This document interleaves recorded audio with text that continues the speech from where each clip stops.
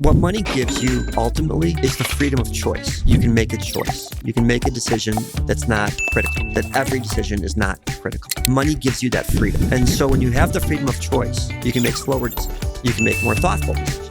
You can make better decisions.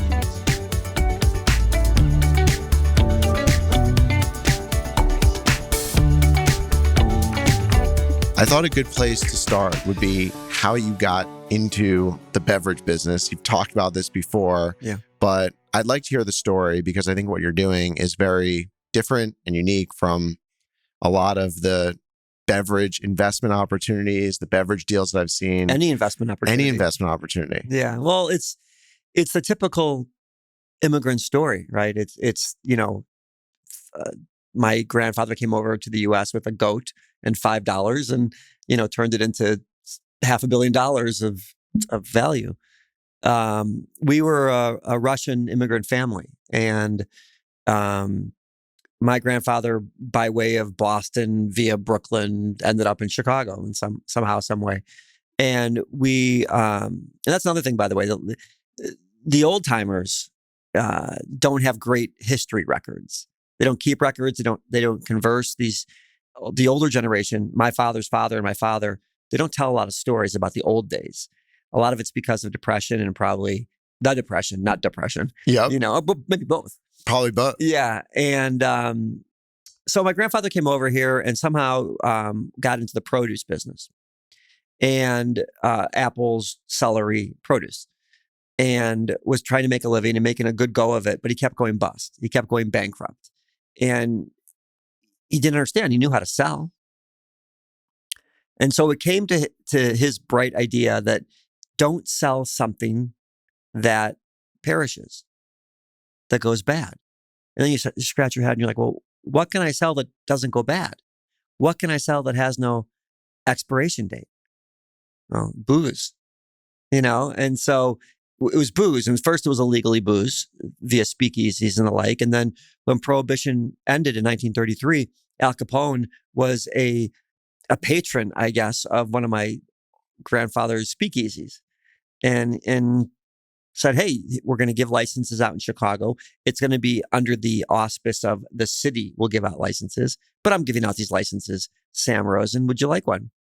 And in his thick Russian, Bulgarian, Ukrainian accent, sure, of course. And that became a saloon. And a saloon is an old-time word for tavern, which is an old-time word for bar.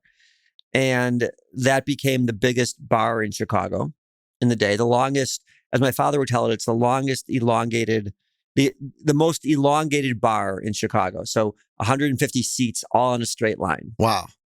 There are pictures somewhere for sure. And my grandfather would service the bar as well as other people. And my grandmother would walk around with a bat, like on her hip, making sure people paid. And it was a bar and it cashed checks and for like a nickel fee, kind of thing. And really like old school, like crazy. Out like, of the movie. Yeah, total like Untouchable type shit. Yeah. And my grandfather died when I was 12. And my father, the business was growing. My father was in the Army. He left the Army to go help my grandfather run this burgeoning operation. And that became Sam's of Chicago. And that became Sam's nationally. And by the time I got a hold of it, it was doing about 28 million in revenue. And then when I sold it, it was doing north of 100 million. And I was 32 or so. So that's how I got in the business. I went to undergrad and I went to grad school. I did all those things. But while my friends were going to the islands for the holidays, I was going to work every holiday, every New Year's, every Christmas, every 4th of July, etc. And now I'm in your seat. What were the things that you learned from your grandfather and your father that enabled you to go from 28 to 100 million? That's a great question. I don't know if I learned anything from them aside from kind of the standard pat answer, which would be how to work my ass off. And, about entrepreneurship and about creating. My grandfather and my father were not great at looking at bigger picture stuff. They were always great at looking right in front of them. So I didn't know my grandfather that well. I was young, he was old, and my father never fostered like this. Let's all get together for Thanksgiving and talk about our families. Yep. That wasn't a thing. So I learned by watching. I was never taught ever, and a lot of people my age weren't. You learned by watching. And so I'd watch my dad work his ass off, and I'd watch my dad get up at 4:00 every day, rain or shine, winter, summer, and go to work. And I'd watch my father go to work every Sunday until he was in his 60s. Imagine that. And well past his centimillionaire status every Sunday, no matter what. And that's what I learned from my great gift from my father was that, or the great gift he gave me, I should say, was that. And it was an ability to be a communicator. My wife would say otherwise, but ability to be a communicator, to read the room, which is like the most valuable business lesson I could ever share. Read the room, know your audience, be able to, float between kings and paupers the same. And that was the gift. And I've probably never said that. That was probably the gift, where to treat the poor and the rich alike, because you don't know where you are in that spectrum. Treat everyone the same, going up is coming down. And those gifts are things I still use today. The ability to network and the ability to connect and be able to communicate a thought and a process and a message. And I think, look, I've got an MBA from University of Chicago. Great. I've learned more in 5 years on the trucks at work than I ever learned about my long run Phillips curve or regression analysis work in grad school. When you came into the business, did you struggle with coming into a family business that were set in their ways? Because a lot of third generation businesses fail. That's this typical stereotype. Like 78% fail. Yeah. Yeah, a huge amount. Did I struggle? Of course. And it wasn't the kind of business where we weren't we were great revenue, but not great infrastructure. So it was a lot done from a little. And so did I struggle? 100%. No one showed me. It's all learn and error. Learn by mistake, trial by fire. Yeah, I struggled, of course. And there were plenty of days when I would cry and be upset and, fuck this place, I'm out, kind of thing.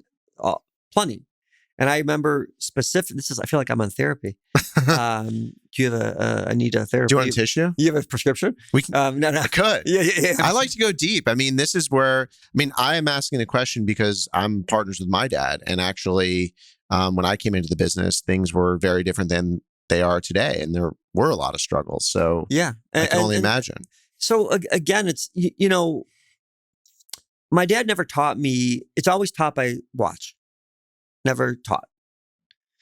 And as a father now of a 23-year-old and a 19-year-old, whatever, a younger one, I try and be better than all of that, because our generation, I think, I'm older than you, but our generation collectively you have to be better at the soft skills, parenting, communication, emoting. Those kind of things we have to be better at, not only as leaders in business, but in our personal lives. And when I came into the business, I came to work my first day in a tie and loafers. And I got mocked incessantly because they're like, you're standing behind a counter selling liquor. What, literally behind a counter. And, your your most regular customer is a guy buying a half pint of VO for $2.99. And he shits in his pants and he lives on the streets, take the tie off, and so while all my friends were going to work for public accounting firms or starting out in their law careers or what have you, I was embarrassingly behind the counter of a liquor store. And it came to be very valuable to me, but at the time it was very hard. And what made it also very hard was that as just coming out of undergrad, all my friends were going to concerts on Saturdays and partying on the weekends. And I couldn't do any of it because I was working. I worked till 9 o'clock or 10 o'clock on Friday nights. I had an 8 to 5 shift on a Saturday. And then I was exhausted, so I didn't go out. And then if I had to work Sundays, so my social life suffered. So I was always straddling this, do I want to be here moment, and what does it all mean thing. And it carried on, gosh, to my late 30s. It was not easy, for sure. And what changed at that point? So when did you realize that maybe you didn't have to be behind the counter? Or did you always have to be behind the counter in that business? Well, I pushed myself away from that. I'm part of a couple groups that have broadened my horizons back then, YPO being one of them, Tiger 21 as well. EO, there's a lot of groups like that. And I broadened my horizons. My only lens to the world was my family. It was very, very narrow.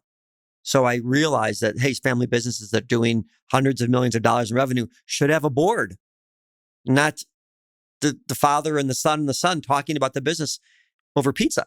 There should be a board. There should be outside counsel. You should have a plan, a business plan. You should have goals. Otherwise, you're firefighting all day, and then New Year's Eve comes, and then you start over at $0 revenue. And so we had none of those things. So I got into YPO in 2004, and I was 34. And I opened my eyes to other family business folks that had boards, that had outside counsel, that had family business therapists. Have you heard of that? Yep. That's a whole scam. Family business therapists and guidance and counseling and mediation and all these things I never knew about. Never. So I tried to bring some of that in. And along that same route of enlightenment, I'm like, I'm better served away from the counter. Like, I'm better served thinking about the business than selling a half pint to the guy for $2.99. See how I did that full circle? Yep. I like that. Yeah, I'm here to help. And my value is in thinking broadly about business, not necessarily specifically about this piece. And so I began, through much consternation and a ton of ugliness in the family, said, fuck it, we have offices here. We've got 180 employees. I'm going to go in an office and I'm going to think about the business. And that's where we started to really elevate our game from this 30, 40, $50 million range to the hundreds, when I could network and think and get creative about how we're not a liquor store. We're a tourist attraction. We are a destination for people trying to evade their local taxes, their liquor taxes, which are exorbitant, right? So that means we were in Chicago, so we should play in Ohio and Michigan and Indiana, because people will come here to save $1.50 on a half gallon of Dewar's, and they'll drive 300 miles to do it. So why don't we market in those states? And when we do things like that, we were the first liquor store to sell online.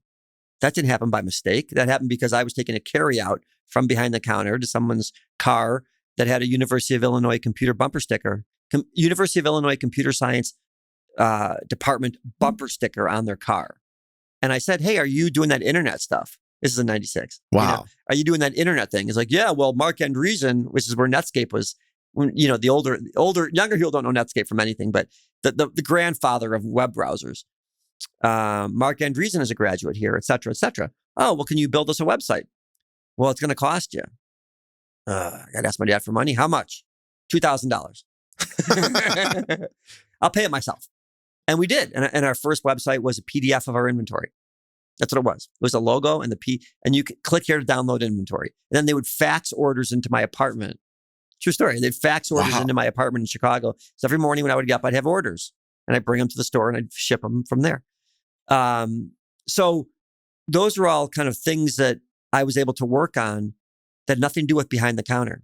And it was more about expanding the business from the macro sense. And to my father's credit, who is now 87 or so, to my father's credit, he didn't putz with me too much. He let me do the things I wanted to do because they turned into revenue. It wasn't, let's do a car wash that uses booze.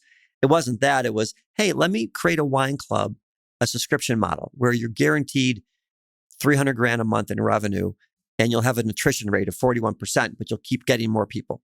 Let me create that for us. A Sam's Wine and Spirits monthly order, mail order.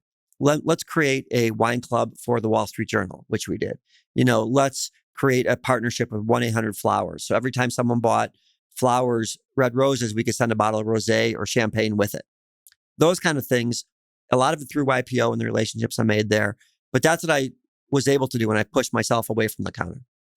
Looking back on that, do you think there's tremendous opportunity in businesses that don't change a lot, maybe that are heavily regulated, to change them by relating them or taking ideas from other businesses? So, for example, I assume all of these liquor stores were doing the same thing as you were doing previously, which is selling booze. They weren't doing wine clubs. They weren't doing this. You couldn't point to Total Wine back then and say, "Oh, wow, those are great ideas. Let's do them in my store." You had to bring those ideas from somewhere else. Yeah, and funny Total Wine, because they tried to buy us because of these ideas. Same with BevMo on the West Coast. The problem with new American businesses like liquor stores or clothing, apparel, schmanti, right, textile, or other generational businesses is that oftentimes the founders or second gen, they have good success. And so it ain't broke, right? Dad gets to golf on the weekends. The kids live in good houses and have cars. The kids live a better life than the parents before them. So there's not a strong impetus to change. And because you're in a family business, you're not always looking around at competition and saying, look who's coming. So family businesses die in comfort. I was never comfortable. And still to this day. And what we've created now, I'm always with I was watching this morning, like on Instagram, some of The Last Dance from Michael Jordan. And one of the clips was Magic Johnson talking about Michael Jordan and about the playoffs the year after the Bulls won. And what Magic Johnson said is, we want what they have, and we're going to go get it. We're going to go take it. And they lost in the playoffs and never got there. But the point is that you can never rest no matter what place you're in. And these family businesses that are generational tend to rest. They don't look around the corner because they're making a great living. Before you know it, they're out of business. And I don't know if you've heard of BlackBerry. You can't, you've heard? You can't. I used to have one. Yeah, well, I used to have multiple. Not only was it BlackBerry, but then you had to have a server and like you had to go through like an AS400 or some kind of crazy, they had a name for it, but it was you had to push to it was horrible, and they thought they had the world covered, and they did for a hot minute until they quit thinking everyone was a threat. So in family business, especially generational ones, they don't think of everyone else as a threat. They look at their own universe and say, hey, we're good. And that's the quickest way to dinosaur it out. What value did the board bring? Did you form a board? I wasn't allowed.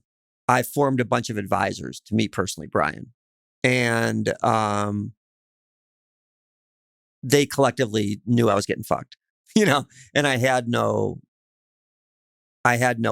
I didn't have the proper exit ready. And so, that's when I began thinking about selling the business. I went and wrote a business plan. Let me take a step back.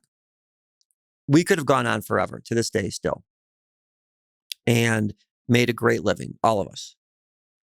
The problem with that is that we, as a family business, led by my father, for the most part, we didn't have expertise that were experts. We had what we thought were experts, which was us, but it wasn't expertise. And you look around and competition is coming from every corner, and people are managing their capital better and managing their inventory better and all of these things. And so it's kind of goes back to that. Oh, we're fine. We're good. And we weren't. And so I'm taking a survey of everything, and I'm looking around the world, and I'm saying, hey, we've got a line of credit that's huge that I'm personally guaranteeing for. We have competition coming from places that never sold beverage before. CVS, Walgreens. There's an internet beverage movement, right? Wine.com didn't exist when we made all our money. None of that stuff existed. And Walgreens didn't sell liquor for 40 years. CVS didn't exist. So this is all coming, and they're coming on our block. Weed stores all over. They're coming on our block. They're coming next door to our store. So the person that would come to me for a 6-pack of beer or 2 bottles of wine, instead of fighting my parking lot and my traffic, they'd go 3 blocks earlier, maybe pay $1 more, but they'd get in and out in a hot minute and get toothpaste, And so that's the reality of it. So all those ancillary purchases, all those pickup purchases were gone. So I saw this and I wrote a pitch book through help from YPO and my forum, and went looking for private equity firms to buy my company and to retain me as CEO and buy out the rest of the family. And that's exactly what I did. Exactly what happened. Was it more about gaining expertise or buying out the family? It was about, if you believed in the business, it was about getting partners that wanted to grow the company. You can't stay stagnant because everyone else is growing around you. So at some point, it's really cute to be Joe Stone Crab in Miami, your one store. But even Joe said, we need to get more of the country. Right. Because there's a lot of great restaurants in Miami and we're losing share of wallet. So now you're in Vegas and you're in Chicago and you're in Dallas, you're elsewhere. That's not so dissimilar. We were one store. Our biggest store was doing $70, $80 million a year. But we were one store. So eventually the guy from Indiana is not going to need us. Eventually the guy who's buying $100,000 in Bordeaux is going to go to Wally's in California and say, forget Sam's. I don't want to pay for shipping. So we either had to get better or get out. And so I tried to do both at the same time. What's it like to operate in a highly regulated environment? It's no problem if you follow the rules. If you don't, you're going to get caught eventually. Liquor business is unusual because there's regulations that other businesses don't have. For instance, got to be 21 to sell, right? So you're relying on every customer that comes to you via the web or otherwise is honest about their age. That doesn't happen. You've got to, there's all sorts of taxing bodies that take a piece of your profit. If they don't get paid, they'll commandeer your license. Your license to print money is what a liquor license is. So I'm no different now. I'm in a very regulated environment now with the SEC. I think regulations are fine if you play by the rules. Rules become a problem when you break them. When you were bought by private equity, did everything that you imagined would happen? No, nothing happened that I imagined. It sucked. And I'll tell you how I knew it was going to suck. So I had this vision in my mind that was, hey, we're going to take all this capital in, which we did. I'm going to sell 80% of my company and keep 20%, which I did. And I'm going to ascend to CEO from COO, which I did. And we're going to fucking kill it. We're going to open stores, 2-3 stores a year. We should be doing $600-700 million revenue annually 3 years after acquisition. And that was my plan. And I wrote that plan down. That's the plan I sold. So I believed it. I wrote it. I researched it. I modeled it. And I'm at the closing dinner. This is a true story. And I knew I was hosed right away. I'm at the closing dinner. We closed the transaction. I got a big fat wire. All good. Everyone got wires. Everyone's like, we're all friends again, the family. And funny how money can do that. And I'm at the closing dinner at a restaurant in Chicago called Rosebud Steakhouse on Walton Street. And the bill was about $9,000-10,000 for dinner. It was my leadership team, a couple of my buddies, my wife, the private equity firm, and their deal team. And the bill came. And it's sitting in the middle of the table. And it's just sitting there. And, you have alligator arms, And finally I said, well, thanks, guys. I'm going to go home now. I'm exhausted. Tomorrow's a new day for us collectively. And the managing director of the firm was like, what about the bill? I'm like, huh? I got to pay for my own closing dinner? He's like, either, Brian, you pay for it or we'll pay for it and bill you back. And I knew right away I was fucked. It was a horrible feeling. I knew I'd made a mistake. And maybe I'm being a little dramatic about it now, grandiose, but people will show you who they are. And I'd never seen that before. And so that was my first experience with like, hey, this ain't right. You know. Looking back on it, were there other things that might have been warning signs? Yes, but I'm looking through the lens of a deal guy. I wanted to get a deal done. The same way you look, if you're dating someone, you look past some of the baloney because you're dating someone and you want to get going with that. I looked past things that I would recognize today at 53 years old that I didn't recognize at 32 and 34. And yeah, I mean, I'm sure there were warning signs. I just didn't. I would have picked a different firm. I would have picked a firm that had more retail experience. I would have picked a firm that had CPG in their portfolio and had shared resources that I could take advantage of. I didn't do any of that. I just picked the firm who was willing to close a deal, and I paid for it. I mean, lesson learned. Luckily, one thing I've learned as I'm like on the back nine of life is that, and people don't think this when they're young, you've got 3 or 4 different acts in life. Opening act, mid, late mid, closing, right? And so I was only in my first or second act. You don't know it at the time. You don't think about it at the time. But looking back now through today's lens, that was a blip on the overall life radar. It really was. But at the time, every move seems crazy. And I would like, my daughter's in college, sophomore in college, and everything is huge. Everything is major, right? Everything. And I'll say, Coco, nothing will matter. Your sorority sisters, the day after graduation, it's going to be Alpha who? Tri Delta, huh? Like no one, these are not lifelong things for the majority of people. And I learned that, but it was not an easy lesson at all. So what's the takeaway from that then? Like, what would you say to a younger YPO person that there's greener pastures ahead? This is just one notch in your career. I mean, life's a long time, and business life is a long time. And so there's not many mistakes that you can't come back from if you are stick to it, right? If you keep to it. And this goes back to, what I learned from my dad. The greatest lesson was to keep grinding, keep pushing, because you don't know, every wall has something behind it. So you keep kind of plowing through them. And look, I was lecturing last week, adjunct at UM at the Herbert School. And one of the things I tried to convey to the newly minted MBAs was you have and you will make mistakes.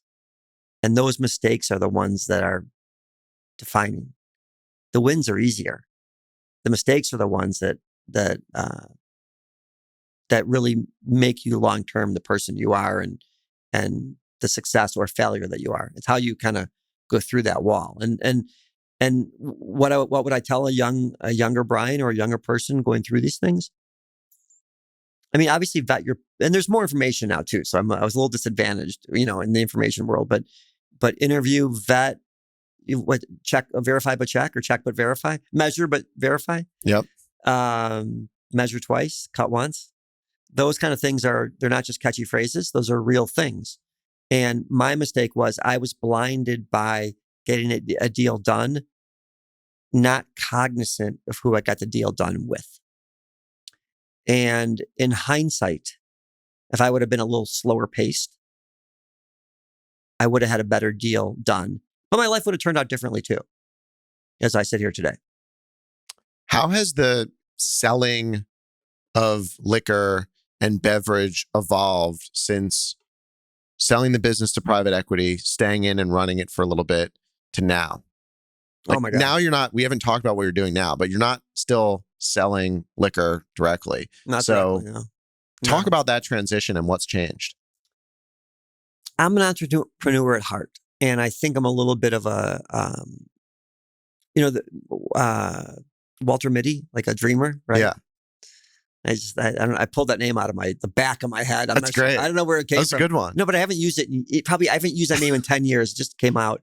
So kudos to me. But I'm a little bit, I like to think so this is going to come across a little bit arrogant, but there's not a lot of ways to get through some of these things. I like to think I'm the smartest guy in the room. And I like to think I'm the smartest guy in this category. So I never really say it can't be done. I always say, how can we do? It's a mindset. And so I sold the business. I stayed on for a year and a half or so. It was not going well. I resigned. And through IPO, I met someone at Price Waterhouse, Coopers, and PwC. And he asked me would I be interested in helping on the adult beverage division at Price Waterhouse? So, well, what do I know about anything? I don't know shit. It's like, well, we just need a guy who's done it. Okay, great. So, you mean a show pony? Here I am. So, but that turned into a multi-year career and eventually making partner at Price Waterhouse in the adult beverage division, which I was really grateful for. But I was really not qualified, nor did I enjoy. It was like the last time I wore a tie. But I knew, in looking at the adult beverage industry, I knew it just couldn't be retail. I knew there had to be a way to blend professional finance with retail, with consulting, and do it profitably. And so when I left Price Waterhouse, I founded a company called BevStrat. Still not in finance. It was a sales and marketing company that focused on the independent brands. And the logic was that there are 50,000 brands in the country that are registered with the government for COLA or TTB license. And only 500 account for repetitive SKU velocity. Only 500.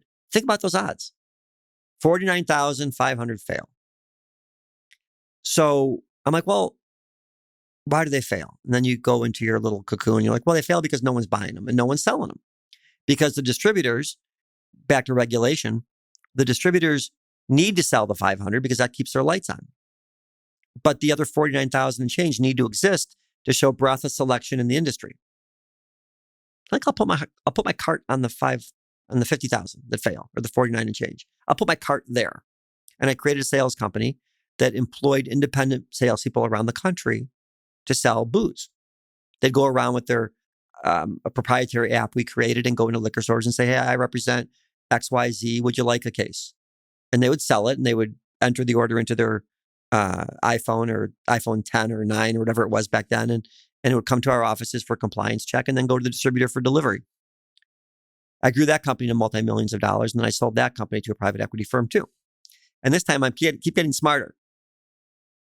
So instead of getting equity, I sold 75% of the company to a private equity firm. But instead of getting equity, keeping 25%, I sold that too in exchange for equity in the parent company.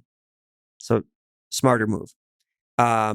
Instead of being solely beholden to the private equity firm, I made it so that I was unfireable for 3 years. Smarter move. Learning, right? Learning.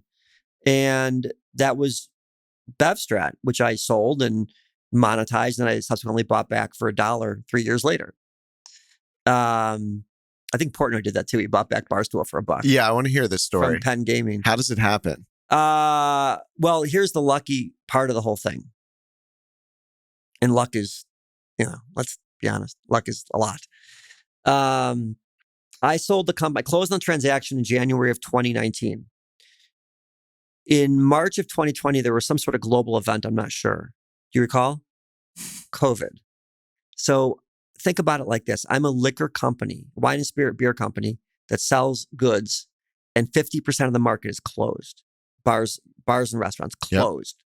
Liquor stores open because they're essential business, like gas stations and hospitals, right? For some fucked up reason, right? Liquor stores open. So I never would have made it through COVID if I didn't sell the company. Never. ever, because it was up to the NewCo to fund it. And they just bought the company, so they had to fund. They couldn't write it down so quickly. Super lucky. But at the end of COVID, and when my employment agreement was up, I had the decision to stay on and I already started InvestBev at the time, so I was kind of like moonlighting, if you will. What, side hustle? Like side hustle. Yeah, but it's a big side hustle. $100 million side hustle. Yeah. So I bought it back for $1. In fact, if I look at the transaction correctly, they may have even paid me because I got to keep the cash in the bank, which is about $250,000. I paid him $1 for tax purposes, and I got the treasury account and the company. How did the negotiation come about? They said, we don't want it anymore? No. I said to them, because InvestBev was rolling hard, and I said to them, I don't want to renew my employment agreement. And they said, you realize if you leave, we'll turn we won't run the company the same way. In fact, we may not have the company anymore. Okay, it's yours. And so through negotiation, it was just given. It was like, we don't want it either. And I got it back. And then I negotiated for the treasury and forgiveness of debt and liability and all those kind of things. But learning, and the ability to not blink in a staring contest. Also something I could never do as a kid. Like, not blink in a staring contest. It's not about who says the most, about who listens the most in these negotiations. And the first time I did a lot of talking. This time I did a lot of listening. Different transaction. And at the same time I founded BevStrat, I founded InvestBev, our Fund 1. And now, here we are in Fund 5. 7 years later, 8 years later, almost 9. What's InvestBev? InvestBev is now the largest equity firm in the country, only focused on booze and some weed, but and properly stated, adult beverage and cannabis. And our main office is Chicago. We employ 20 people or so, professional investment and financial advisors. And we invest in raw distillate, which is the stuff that makes the stuff in whiskey and brown spirits. And we invest in brands and support services. So I was driving up here today, and you're very close to a Fort Lauderdale distributor that I know. And I'm like, well, this feels like a good time to stop in there and ask if they want to be sold. So support services, so websites, reserve bars, speakeasy, brands like Four Pines Beer or Pneumatical Winery or Siempre Tequila, cannabis-beverage, and then distillate, which is the barrels of raw whiskey in Kentucky, Ireland, Scotland, and elsewhere. We're going to get into all of that. I think maybe where I want to go now is, you said only 500 brands are successful. Yeah. 2 come to mind of these crazy stories. Casamigos and aviation. Titos? Yeah. That would be another one, right? Took them 20 years, though. People don't know that. It was an overnight success. It took 20 years. So how does that work? How does an overnight success take 20 years? Because all of a sudden you start hearing about it. And I'm in the hospitality business and everyone's wanting Titos. And it feels like there was a momentum that was unstoppable. Yeah. But it was always around. I guess I just never knew about it. No, people started wanting Titos when people couldn't get Svedka. That's what it was. Titos was Tito Beverage, who I know relatively well, was working the Texas countryside with his dog and his guitar. Good old boy, folksy story kind of thing. But 20 years of bleeding money, 20 years of humping and pushing. And all of a sudden, there was a movement, and I'm not sure where the groundswell started, but American made became something. So think about it. You had Ciroc, you had Svedka, you had Stoli, you had Absolute. Those were the vodkas. Grey Goose, Belvedere. Not one is from America. Yep. So he played on that sentiment, American made. And then he played on the sentiment of handcrafted, which is a riff on what the craft beer movement did a couple of years before. Everyone got excited about Pete's Wicked Ale and Sam Adams and Goose Island and all these things that are no longer around. And I can go on and on with those things. Handcrafted, craft, made with love. It's all bullshit. And Tito put on his label, handcrafted. And if you remember, years later, there was a lawsuit that said this is not it's a class action. Really? Oh yeah, it was a class action. This is not handcrafted. You're making it in a still. You're making 5,000 bottles a day. It's not handcrafted.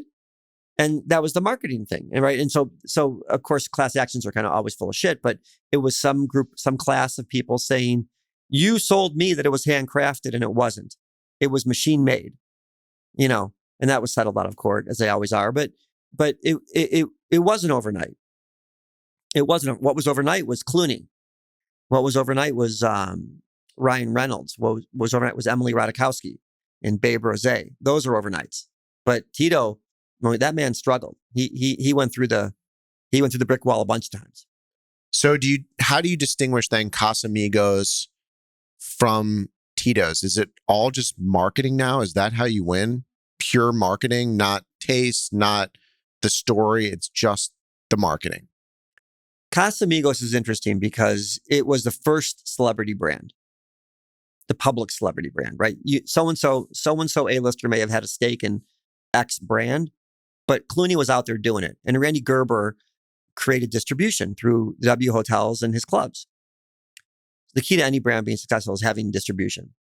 So if Randy Gerber takes your tequila and makes it on his drink menu, and he's serving 1,000 people a night nationally, or more, I'm sure more, you have automatic velocity already. Got it. Clooney was the first. But I would ask you this. Can you name for me 5 tequila brands owned by celebrities right now? Yeah. Can you name 10? I don't know. That'd be tough. Okay. I'm sure they exist though, right? There's 62. Yeah.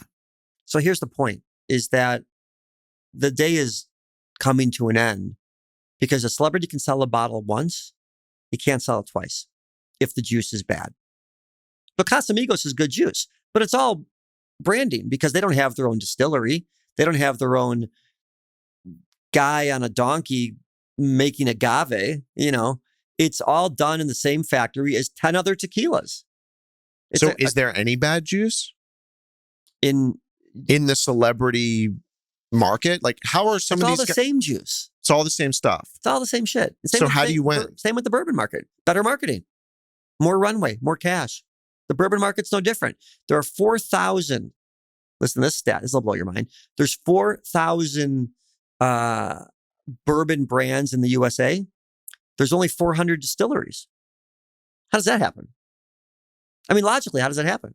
That means that the other 3,600 are buying from contract distillers. It's the same juice. And they may put their spin on it, light it on fire, or put rose petals in there, or cinnamon, or yoga mats, whatever, right? They like Fireball, but they do all these things, but it's the same juice. Fundamentally, it's the same 4 ingredients: water, grain, corn, wheat. It feels a little bit like everyone getting into crypto in 21, 22. Like, what is the opportunity in beverage right now? Because when you have 62 celebrity brands, it doesn't seem like an opportunity. It just seems like the most famous star or the one with the most distribution is going to win. I mean, that's why you see Mark Wahlberg in hotels. Yeah. Mark Wahlberg or Kendall Jenner behind a bar in Indiana. I saw on Instagram, or Mark Wahlberg at a freaking Costco hugging babies and buying meat. That's why, because the only way to win is to keep pushing. The guys that sign their names to things but aren't involved, the Wiz Khalifas of the world and others, Kevin Hart's not out there. You can push it on Instagram all you want, but you got to be where the customer is. I remember back in the Sam's days, Bruce Willis had a cooler or some sort of drink in some way. He would actually come to the store and sign bottles. Even like B and C list celebrities are behind tables. Bryan Cranston from Breaking Bad, who's not a B or C, so for those of you at home, Bryan Cranston goes to liquor stores and signs bottles, does appearances. That's where the rubber meets the road. There'll be a big shakeout in 2024. And you can mark today as learning this, that there'll be a thinning of the herd in the celebrity brand category. We at InvestBev just invested in Thomas Ashburn Craft Spirits, which is Sarah Jessica Parker, Neil Patrick Harris, Vanessa Hudgens from High School Musical fame, and others. Rosario Dawson. They're all now partners with us. And they're out there doing their thing. What better match than a Sarah Jessica Parker and a Cosmo? What better match than Neil Patrick Harris and an espresso martini? Authenticity matters. So when you've got J-Lo endorsing a drink and she's a known non-drinker and she's married to a reformed alcoholic, it was a catastrophic marketing mistake. And for some reason, everyone yes-manned it all the way up the totem pole and it failed. And there are a lot of things like that. Angelina Jolie and Brad Pitt and their rosé. It's got to be authentic. That's what's going to be the differentiator in capital, of course, between a successful celebrity brand and a bullshit one. There was just a launch of, we actually had a chance to invest. We turned it down, but Pantalontes, which is Matthew McConaughey and his wife Camilla and a tequila. And there's a big hubbub about it when it launched. They were running around on motorcycles with no pants. I don't know if you saw it. No. Yeah, it's out there. And that's authentic. He's a Texas guy. Yep. He drinks tequila. He's a little bit irreverent. It makes a lot of sense. But he's in the tequila celebrity game 3 years after the shark has been jumped. Fact. I harken back to the Happy Days. Jump the shark quote. Celebrity brands, tequila, those days are limited for sure. So as you think about opportunities at InvestBev and where you're going to invest money into new brands, are you thinking about completely new categories or investing in brands backed by celebrities? Can a brand survive if it's not backed by a celebrity? Look, a celebrity can sell it once, can't sell it twice. It's got to be good juice. So we back the juice first. Anything else is a plus. What's in the bottle? What's in the can? Whatever. We like the no and low alcohol movement. We think there is a lot of runway there. A lot of people that are more your age than mine and younger are, hey, I'm going to do a drink replacement, right? I'm going to have one drink of booze and one drink of fake, and my night will go on until 3 a.m. and I won't be wasted the next day. Or I'm going to drink weed, drink cannabis-beverage, which we are heavily invested in. I think that those are in the what's next bucket. Vodka to me is dead. Tequila is at the tail end of its hyper growth. It will still grow. Mezcal is very hot. Gin has been the next big thing for 20 years. It keeps going ballistic bananas in the UK, but has yet to really kill it here. And I like non-alc a lot, non-alc beer. I like what Athletic Brewing is doing. And they just got a valuation of $600 or $700 million. What they're doing is great. It's a great beer that doesn't get you drunk. So is that regulated? No. Does that change your investment thesis at all? 100%. I talked to a guy yesterday who created, and I'm not going to mention his name, but he created a website to sell non-alc. And I said, great. Because you don't have the 3-tier compliance, right? And you don't have the UPS and FedEx kind of on your bone, so to speak. But then if you don't have compliance issues, then you're really just competing against Amazon and you're going to get hosed. Yeah. Oh, we don't see them as a problem. They don't know what they're doing. Okay. Really? Yeah. I ordered a gift for my wife for Christmas yesterday around 8 a.m. and it arrived around 11:30. Yeah. They better figure it out. Amazon, they better get their shit together because that doesn't work for me. The 3-hour window, gift wrapped, by the way, with a card. Exactly. I mean, what self-respecting anyone will not use that first? And so it's not an investment we're going to make. But the guy's a good guy and he's got a great heart, but it's just not something I can monetize. Then how can you monetize Athletic Brewing? You're now competing against CPG people, which is a much broader investment base, right? I'll tell you how. Because the big brands, Anheuser-Busch and Miller Coors, need an offering. That's how. They need to buy it to compete in the category. They're in this business, in the adult beverage business in general, there's a buy or build mentality. Much easier to buy than to build. So if they're doing $100 million in sales and have a valuation of $600 million, buy it. Don't build it because you're the big bad monster that makes shitty beer. And Bud Light and Bud and Miller Lite and Miller, Athletic Brewing is not tied to you in any way. They're a premium brand in the non-alc sector that's exploding. Buy it. And Athletic Brewing, that was what will happen. Mark my words again today, timestamp this call. And that will happen because it's much easier to buy something, overpay, than build it and fail. How interested are you in incubating your own brands? You have all this knowledge, you have all the data, you have capital. How much of a strategy is that? So we have a company called Sprout Beverage that is an incubator and accelerator. It's part of our Growth Beverage ecosystem. And I don't have a ton of interest in creating a brand for all the reasons I said earlier. Mainly 95% of them fail. But I do have an interest in helping brands be successful. And then the ones that have the biggest shot, we can just buy. So that may be the creation of the brand, but someone else is really doing the hard work there. I want to talk about the distillate, the barrels. Let's do. Because I know a lot about the real estate business, and this strategy seems to me to be very akin to real estate. And I don't think a lot of people know that this happens. So maybe you can kind of break down that side of your business for us. Sure. So we've raised roughly about $250 million between our companies in partner money.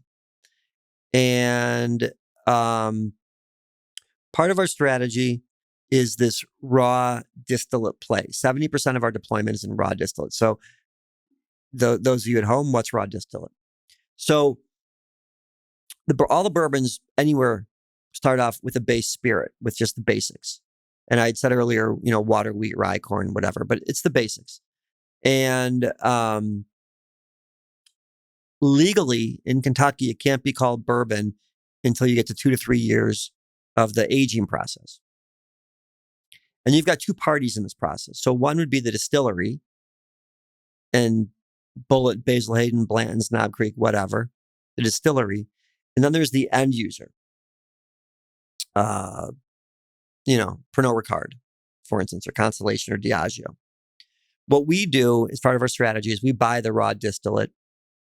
We buy it from the distillery. We store it on site. We let it mature for 2 to 3 years. Then we sell that barrel full of juice, which is now bourbon, to the next user that does what they do to it, set it on fire, whatever, char it, put it in high humidity rickhouse. And then that becomes a brand. So this middle piece is a 3 to 4 year window. We play the arbitrage, that middle piece. And that's 70% of our deployment. And that 70% has returned outsized against any other industry because bourbon, or the bourbon barrel, is finite. If you think about it, you got to grow wheat, you got to grow the grain, whatever it is. It's not an infinite supply. It's limited supply. Yet demand keeps going up. So you've got a supply and demand imbalance. And the barrel accretes in value as time goes on. So you've got people that want it. They can't get it. It has to wait a certain amount of age. And to get it at year 4, you have to buy it at year 0. So we buy it at year 0. And so now we become the counterparty. And I don't know if I'm explaining that in an easy to understand way, but basically, I'll do it like this. Concrete. You look at concrete. I don't care whether you're going to make a sidewalk, a street, a pool, or a highway. You need concrete. Conversely, I don't care if you're going to make Bullet, Blanton's, Basil Hayden, Knob Creek, Jim Beam, Jack Daniels, whatever. You need the base. We provide the base. And then they buy it from us to do whatever they're going to do to it. But that middle piece here is a piece that exists and has existed for decades. But it used to be this guy in Kentucky trading with this guy in Kentucky. Now it's InvestBev trading with Pernod Ricard. Why does the middle piece exist though? So why wouldn't the guy making that raw distillate just hang on to it and sell it at a later time? And then conversely, why isn't the end user just buying it and storing it in their little factory? Ding, ding, ding. Key questions I get at every investor pitch meeting I've ever done in years. Here's why.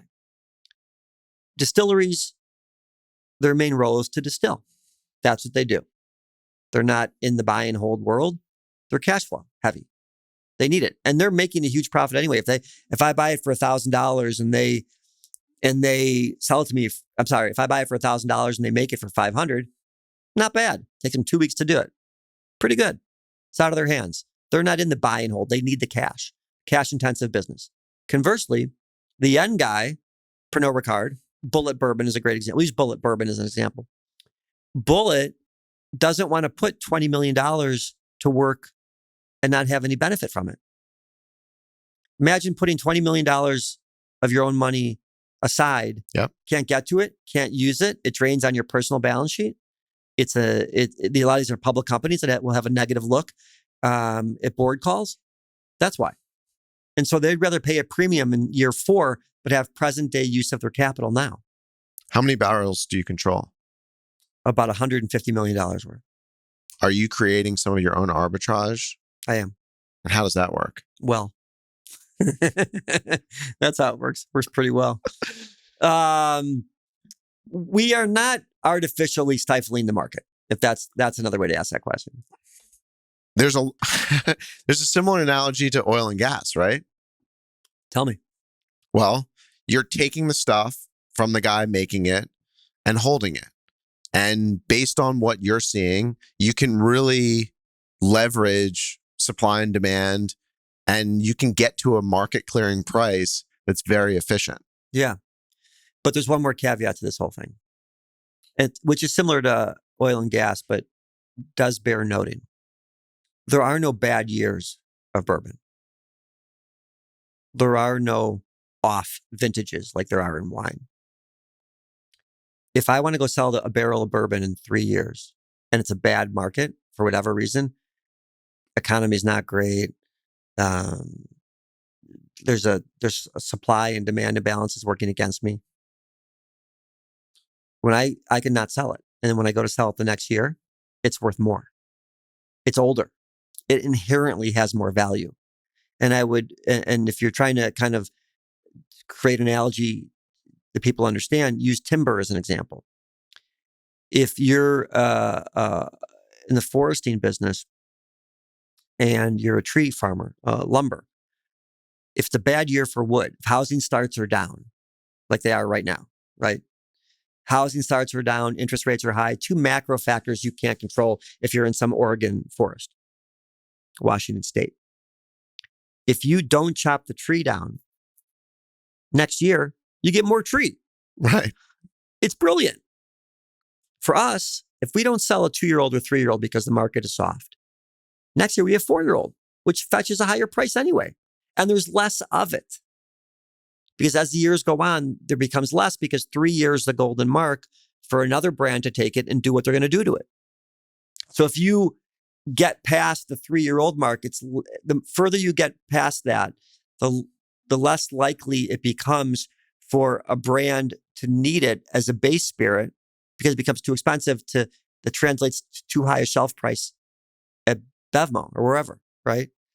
So we're in a totally advantageous position owning the asset. Is there an optimal hold period, or is that driven by your investment vehicle? Meaning, are you guys thinking about, well, maybe we should hold this 5 years and not sell it because we're paid such a premium for 5-year juice? Yeah. So here I'm using your terminology now. No, sure. I appreciate that. People that quote me to me, I really enjoy. Yes and no. And the yes is it's more valuable and you could hold it. The no is there's less buyers for it because it's less. The older it gets, the less likely it can be. Look, it's like adopting a kid at birth or adopting a kid at 12. Right. Right. The kid at 12 has got his own way already or her own way. Right. They're into their personality and all that. You adopt a kid at 0, you can morph that thing any way you want. I know this is so rude. Some parents group's going to write me. But that's kind of the same thing, right? It's the longer I hold it, the less buyers there are for it. 3 years is the optimal time. And that's by the way, That's a unique thing about our funds is that most private equity funds are 10-year holds. We're not. We've never held till 10 years, ever. And so investors like the fact that it's non-correlated, it's stable, it is recession resistant historically, and they have a feasible timeline of when they're going to get return of capital. I want to talk about how you had the idea to come up with an investment vehicle around this. Sure. Why did you do it like that? How did you do it? Why did you decide the fund model would be the best model for this? It was, again, lucky. When I had 3 investments in my first fund. I was alone, no employees, no nothing. And it was a friends and family kind of thing. So it wasn't typical fund formation. It was, I made 3 investments. I took $5 million from people and myself and turned it into $15 million in like 2.5 years. It's a good track record. Oh my God. And part of it was luck, right? Part of it was one of the businesses I invested in, I found through YPO, or they found me. One was the barrel trade, and one was a Silicon Valley app that played the arbitrage between Napa Valley grapes and people who buy them, like bulk grapes that are used to make shitty wine. One was the farmers were on one side, the producer was on the other, and I just took 15% of both sides of the transaction. These guys they had an arbitrage app, but didn't know what category to put it in. So, well, how about this? These 2 people don't talk. And that was it, right? So lucky, networking, lucky, reading the room, all the things we talked about earlier. For Fund 2, which was a $23.75 million raise, I didn't know of another way to do it. I didn't choose the fund structure because, oh my God, you can make fees and 2 and 20, and I didn't know any of that. I didn't know how to raise money. It's true. I didn't know. I was in my Tiger group, and they're like, well, what do you guys want to do during the pandemic? I don't know. Well, and so and everyone's like, I'm gonna have a fund for real estate, which was so hot then. I'm gonna have a fund for crypto, which was on fire. I'm gonna have a fund for solar, also on fire. I'm gonna have a fund for esports. All these things. I remember all those things. Yeah, well, because they were all like COVID type things. Yep. And COVID like rocket ships. And I'm like, well, I'll do a booze fund. And that was it. And I went out just doing brands. In Fund 2, I went out just doing brands. I'm like, well, I have all this experience. Let me just buy brands. And I had a dickens of a time raising money. I think I raised $250,000 or $500,000 in about 2 weeks, 3 weeks. And I'm like, and then I got like a dry spell. Like, what's happening here? And then I led with the barrel strategy from Fund 1 and did the portfolio company second. In the same fund or 2 separate funds? Same fund. You get 70% barrels, 30% brands. But I was going to market at 70% brands and 30% barrels. So I was talking about brands first. I was talking about the opportunity of brands and liquor business and et cetera. And I couldn't sell anything. I couldn't raise money. So I switched it. And I raised like $10 million in the next 2 weeks. And then I raised another $10 million, and here we are now at where we are, But that's what it was. It was like one of those, when the universe talks, listen. And that's what it was. And I remember, I think being at home and talking to my wife and being like, this is hard. Raising capital's hard. And then she, in her great wisdom, was like, well, how are you pitching? She's a great salesperson from in healthcare. And she's like, how are you pitching? I'm like, well, this is how I'm doing it. She's like, well, why don't you think about reversing those? Huh? Genius wife. I love you. I like that. Yeah. And then here we are. I would have caught on eventually, by the way. I don't know. Yeah. Disclaimer. I don't know either. But I would have caught on, I'm hoping. And here we are now. And, we are raising another 150 right now. We're in a raise. What surprised you most about raising capital from other people? The weight of it all. And I mean WEIGHT, not WAIT. When you raise money from other people, you have an inherent responsibility to them. Can't fuck around. can't bullshit, can't speculate and guess, because what you think is not a lot of money, $250,000, million, $500,000, whatever, 20 million in some instances, is a lot of money to someone else, and they will take you to the mat for it. I didn't expect to feel the gravity of someone else's check. That was one thing. And then another thing was maybe it's the circles you run in, right? But I didn't ever understand the ease of which people gave money away. Now, I came at this, I came at it successful already. So I wasn't like, I was writing my own checks, but I weighed these decisions heavily. And I remember meeting a guy, an investor of mine in my fund 2 and 3, who I met him at a Starbucks in Deerfield, Illinois. Never met him before. Never. And we talked for a half hour over like a black coffee and a latte. Really? True story. And he's like, well, what are you doing? What's the concept? How do I make money? How do I get it back? Well, that kind of conversation. Half hour, 40 minutes tops. At the end of the conversation, he reaches into his sweaty sock and pulls out a check for $1 million and gives it to me. True story. And I remember getting in my car and calling my wife, again, who's and by the way, behind every successful person is a great partner, a supportive partner that allows you the flexibility to make mistakes and not be judged for it. At least that's my story. I'm sticking to it. And whether she's listening or not, I still believe it, and he pulled this $1 million check out of his sock. And his last words to me were, "Don't fuck me." And that was it. Never saw him again. And he's been an investor ever since. And so it reinforced to me the storytelling nature of what we do. And it reinforced to me the concept of be a good person your whole career, because invariably someone will know someone. I can't expect this guy just gave me $1 million check. He for sure did back research on me. He for sure asked questions about me. But he gave me a check at a Starbucks that smelled a little bit like mold, and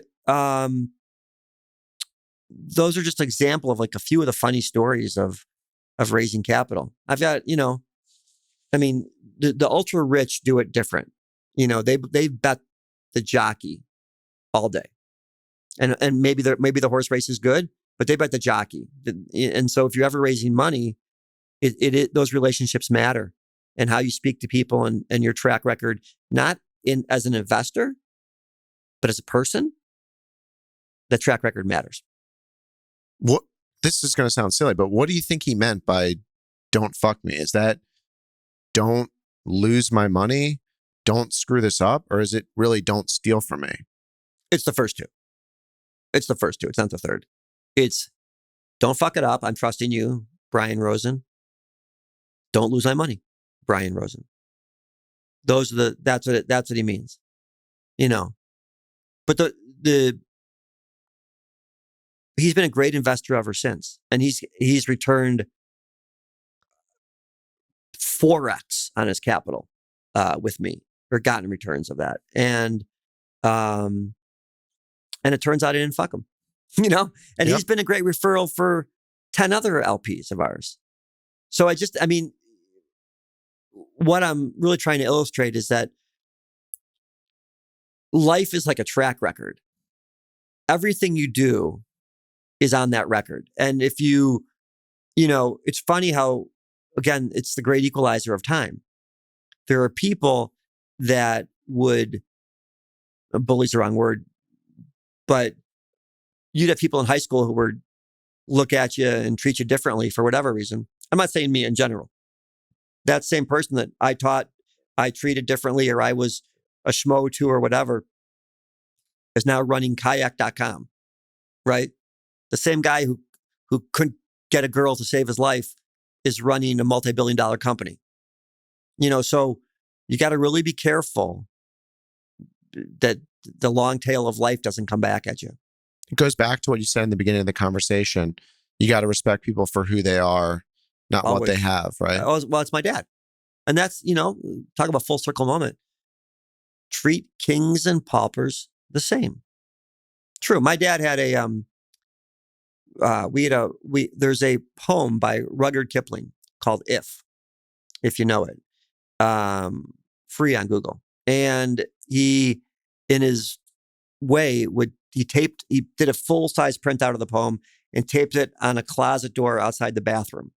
So when you're sitting there in the bathroom, and there were no phones, there's no Time magazine, there's no Sports Illustrated, right? All you have to do is look up and read this poem. And the poem was called If by Rudyard Kipling, and it was about if you can hang your head up high when all around you is failing, and then once more you'll be a king, my son. Meaning, do the right thing, be true to yourself and your vision, be honest and articulate in what your goals are. And no matter how big the game is, whether you want to be a centimillionaire or a millionaire or a thousandaire or just live a life, if you can do those things, then your life is complete. So you're in Tiger 21. People have pitched you to raise capital. Having just said that, how would you advise someone to overcome a challenge in their track record? So we've just gone through COVID. We're going through a rate heightening cycle. Mm-hmm. And I think it's going to definitely impact a lot of real estate folks that might have been great jockeys, but got caught in a period of time. Maybe a little bit was in their control. Maybe it was out of their control. How would you advise someone to approach a track record that may have a blip in it? Well, if you're a real estate guy or having help you an office guy, you're going to have that. You're going to have that in your track record. Look, I think everyone, when the economy goes south or sideways, everyone's affected. No matter where you are, what station of life you're in, everyone is affected. When you're asking for money or selling deals or whatever you're doing, I think you have to acknowledge the obvious and acknowledge where you made a mistake and acknowledge how you've fixed. People are people and investors are forgiving. Now, they may not invest money with you, but they will respect what you've done in the pitch. And if you're caught long in real estate, and there are plenty of guys. I mean, I was at a conference in Dallas last week where people were pitching capital for, they have a 80 floor office building they can't get out of the ground. And that's going to happen. But again, life is a super long time and it all happens in cycles. And I think investors are forgiving personally if you're open and honest about where you fucked up. And I think they're forgiving financially if there's money to be made. And they're willing to take a risk with you as the fund manager or the lead investor, the GP, if they can make money and you can provide a clear path. Now, the deal is going to cost you more, right? More points. It's going to cost you more give. You can't be as rigid. You have to recognize that too. Where a 2-20 might be a 2-15 now, or a 1-15 kind of thing. You're going to have to update your deals. But it's shitty out there right now. And 2024 is going to be a tough year for people. And if you're in office or in real estate, you talked about interest rate hikes. There's good indication the Fed's going to soften a little bit next year. But soften from 8 to 6 is not soft because it came from 2 or 1. SOFR's still strong. LIBOR, it's not really used as much, but it's still strong. I would not, I know you are, so forgive me. I would not want to be holding a ton of land, finished land. If it's just mud, you're okay. If it's finished and you're waiting for tenants, challenge. It could be challenging. Yeah. Yeah. But nothing's forever. What did you do to your fund structures, seeing all of these funds through Tiger 21, and then also now you're on your 5th fund? Like, how has your fund structure changed, and what do you think is the optimal setup now that you found? Is it 2-20? Is that your deal? It is. It's 2-20, 7% pref. Why do you give the pref? Why do I give it? Because why do you have it? Yeah, I have it because you can get 5.5 in a money market. I've always given a pref. I think that, in fact, I probably gave it too early. Now you kind of have to give a preferred return because they can do nothing, have no risk, and put their money in a treasury and let it earn 5.75 and get it access to it anytime they want, or a muni. That's why we do a pref. But we're so confident in our returns that a pref is a nominal thing. It's a nominal give because they're already really strong in the return profile. So my fund structure hasn't changed at all. It's been 70-30, 70 barrels, 30 brands, and support services since our Fund 2. Fund 4 was barrels only, and that was just a bridge fund to get to 5. And here we are at 5, and the fund structure is back to 70-30. And there's been a lot of consternation internally about, do we break off the 30 into a separate fund, an opportunistic fund, a venture fund, a growth fund? And so we have those discussions quite a bit. But I'll go back to that first story is when I led with brands, it was much harder to raise. When I led with barrels, it became much easier to raise. So I like the 70-30 structure. I like the 2 and 20. I like the pref. And the investors like the returns. What's your competitive edge on the barrel side? Besides Al Capone and my dad's bar mitzvah? Is that a big enough competitive edge? The competitive edge is 3 generations of relationships. That's the moat. The moat is you can go down to Kentucky right now and buy barrels. If you've got a check in your pocket, you can buy them. And 2 things are going to happen. One is you're going to go to the biggest contract distillers in Kentucky and you're going to say, hey, I'm so-and-so and here's $5 million. Great, Mr. So-and-so. I'll fill your barrels in 2027. That's your first moat. Now, let's say you're filled and there's a softness in the market and you want to get out and you're a private equity guy or you're Mr. So-and-so. Who are you going to call? Who are you going to call? You're going to call the procurement at Pernod Ricard, Diageo, Constellation, Stoli, AB InBev? You're not. You don't know them. So you're stuck. And if you're stuck in a trade, what happens? Price goes down because trade will happen where price meets value. We don't have that problem. My competitive advantage is not only I can get filled right away and begin the process of aging right away, I can get out whenever I want. It's not always easy, but I can get out. And so those are huge advantages. From the brand side, we've got a team in our office of Molson Coors people, Diageo, Constellation, Bacardi, Dewar's, Unilever, BMO, Honest Company, Nestle, that work on the brands. So while the 95% failure rate is real, of the 5% that are going to succeed, we've put together an all-star team of people to have the greatest likelihood of that success. That's a moat. Is the brand or the barrel strategy capped by supply or your ability to raise capital? The barrel strategy is currently capped by supply. Currently, because we're building distilleries all the time. My ability to raise capital globally is strong, well documented. And returns bring investors out of the woodwork. Miami's been very good to me. Arizona's been very good. Chicago, New York, Canada, Europe. Those have been very good kind of angles for us. Supply right now is limited. They're going to build into supply, but you break ground, it's 3 years to build a distillery and it's 3 years to age the goods. So the kind of alpha we're getting right now is not a forever.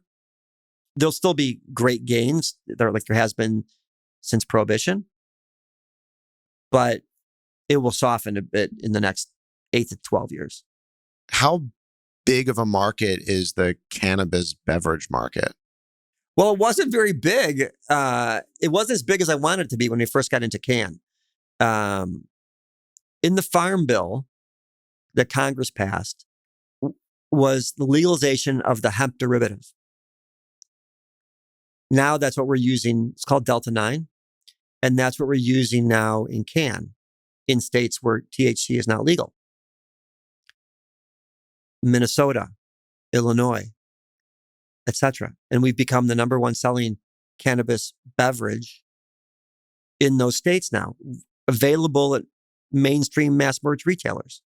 So can for a while We got into can because we thought when Biden became president that the legalization of THC would be imminent. He has not had a great success in passing that.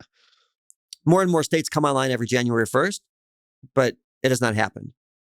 Can pivoted to this hemp derivative, and sales have been, it's one of our best investments, Can. And it will get bought again by Anheuser-Busch, by Miller Coors. The problem with cannabis is the THC version of cannabis is you can only sell it in the same state of where it's produced because of regulation. So, for instance, weed is legal in Illinois. The plant that produces it has to be in Illinois.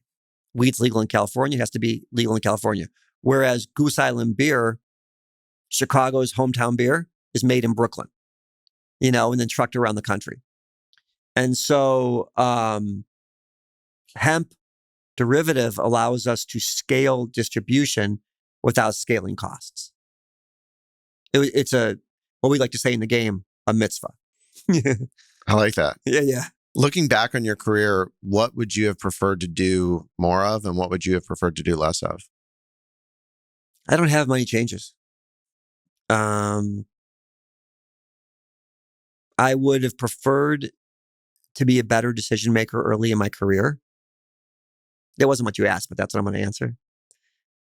I didn't make great decisions. I made emotional decisions. I acted emotionally. Now I think I act more thoughtfully. That comes with age and with a little bit of financial security. You don't make decisions.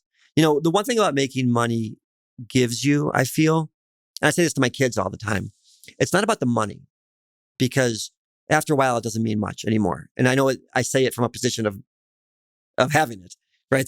So it's probably an obnoxious comment. I don't mean it to be. I don't think so. I don't mean it to be. I don't. But what I say to my kids, and I'll share here, is what money gives you ultimately is the freedom of choice. You can make a choice. You can make a decision that's not critical, that every decision is not critical. Money gives you that freedom. And so when you have the freedom of choice, you can make slower decisions. You can make more thoughtful decisions. You can make better decisions. And I didn't act like that as a kid. And by a kid, I mean 30 negative, or maybe 35 negative, and now I do. I also think that I would probably smell more roses than I did. Take a little bit of time and appreciate the things that I'm doing or situations I'm in, or even the little things. I know there's like that scene in Pretty Woman where you're like, you take your shoes off and walk, feel the grass underneath your feet. And I know it's like this grandiose bullshit love story, equivalent to Beauty and the Beast, right? But there's some truth to that. I didn't do a lot of that. I do it now, but I didn't do it then. And I wish I did a little bit, but again, you have many, many stages of life, and they don't last forever. And each one is meant to do a different thing as it moves you kind of to the finish line. So I think, I don't know if I would change too much. What do you want to accomplish in the next 3 years? I want my company to be globally regarded as the best beverage company in the world. We get some of that now, but not globally. I want to be that guy. And I want to make a lasting impact on the beverage business. I want people to say that, hey, I invested with this guy and he did right by me, or I took money from this guy as a portfolio company and it really changed the direction of our business. Those are important to me. How much of your early business of, sitting behind the counter and not wanting to stay behind the counter has an impact on your vision to be kind of remembered for leaving a lasting impact on the industry? Everything. I didn't want to be a cog in the wheel. I wanted to be the wheel. Always. And, it's funny. My father, and now he's 87 and he's got dementia and Alzheimer's and doesn't really remember anything, including myself. But a lot of the lessons he had said, there were no lessons. A lot of the words he would say, the sentences, the phrases, a lot of them come back now and then. And one of the things he said was, when we were behind the counter and we would help people that would spend $5,000 or $6,000, $7,000 on Burgundy or champagne or whatever. And meanwhile, we were living fat. We had all the shit. Yep. But he always thought of himself as poor. Always. He was a Depression era guy. He's born in 1936. So his early years, up to 10, 12 years old, was during, where they were broke. They were broke. Five people in a 2-bedroom apartment on top of a pool hall in downtown Chicago, on Division Street. And he would say, when someone would come in and spend real money with us, he would say, they're different than us. He would say. Actually, the phrase was, the rich are different than us.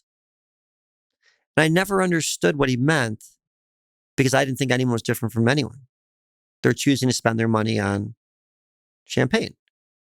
We lived in a big fat house. I had all the clothes I needed. I ate every meal. I grew up better than he did, and my kids grew up better than I did. And that always stuck with me, that my father, this goes to being behind the counter. My father thought that we were less than because we were tradespeople. We were retailers. We weren't doctors, lawyers, financiers, brain surgeons. We weren't any of those things.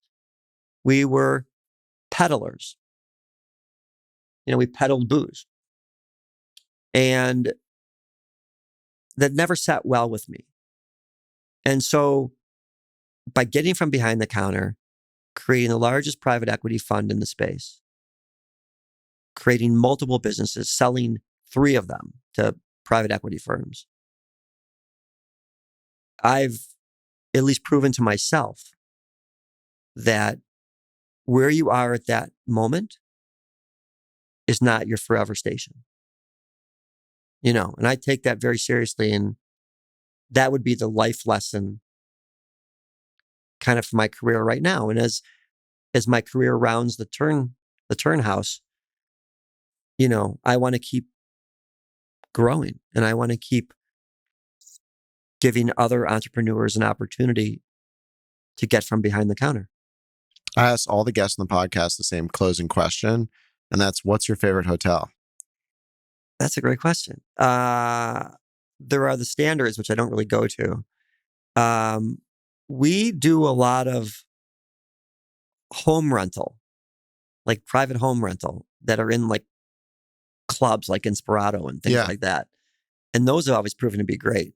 As a younger guy, I would go to the Peninsula quite a bit. I like the Peninsula. The beds are really great. Which one? Well, I like Beverly Hills, and I like Chicago, and the New York one at 57th and 51st and 55th and 5th. Yep. All the rooms are really small. The best thing about a hotel is not, in my opinion, is not the name brand on the wall, but it really is the quality of the bed and the cleanliness of the bathroom. So those are my hotel must-haves.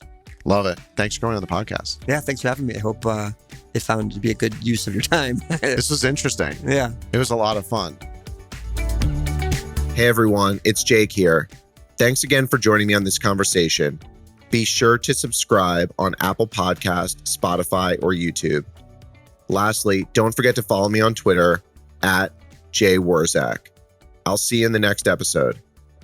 Jake Warzak is the founder and CEO of Dove Hill Capital Management.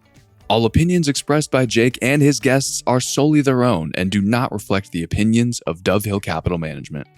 This podcast is for informational purposes only and does not reflect or represent real estate, financial, or investment advice.